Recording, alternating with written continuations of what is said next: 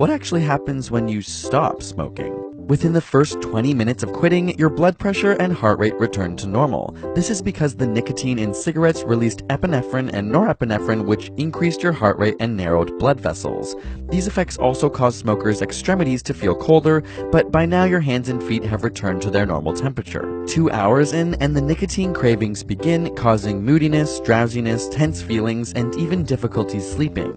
Because nicotine also releases more dopamine than normal, these are expected physiological responses to the decrease in its release. 8 hours after quitting, and the inhaled carbon monoxide clears, allowing oxygen levels in the bloodstream to return to normal. Carbon monoxide and oxygen compete to bind to hemoglobin in your blood, which stresses the circulatory system, so as it clears, there's more room for oxygen. However, for long-term smokers, this carbon monoxide exposure causes red blood cells to increase in size, making the blood thicker and causing higher blood pressure and increased chances of developing blood clots. Surprisingly, 24 hours after quitting, coughing will actually increase, which is your body's way of clearing out all the toxins from the lungs. Additionally, at this point, the risk of developing various coronary artery diseases decreases, all within 24 hours. After 48 hours, when nicotine and its metabolites are completely eliminated from your body, damaged nerve endings begin to regrow. The tar and other chemicals in cigarettes leave fewer taste buds that are flatter with less blood vessels. They now begin to regain their sensitivity, making food taste better,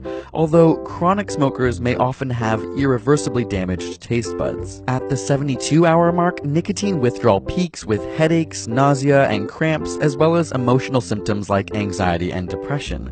These symptoms can be seen by most addictive substances, including caffeine, but after this period, the worst is officially over. After 1 month, the risk of developing type 2 diabetes, cancer, and cardiovascular diseases has already decreased. In 3 to 9 months, the damaged cilia in the lungs are almost fully repaired, which are hair-like structures that help sweep away dust and debris, and as a result, symptoms such as coughing and shortness of breath are almost completely eliminated. And around 1 year, the risk of developing heart disease as a direct result of atheroma formation, which are deposits of fatty material or scar tissue from deteriorating arterial walls, decreases by almost 1/2. In 10 years, the chance of developing lung cancer decreases to half of someone who did not quit smoking, and in 15 years' time, the risk of heart attack decreases to the same as someone who has never smoked their entire life. Of course, this guideline is not definitive, and the average amount you smoke per day or year will play a role in how well your body recovers.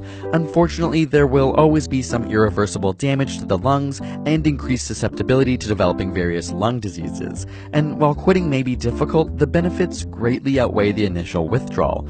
Ultimately, the best way to prevent this from happening is to not begin smoking at all. Thanks so much for watching. Make sure you hit follow for more weekly videos. This is a page designed to make knowledge and learning fun and different, so keep up to date and expand your mind.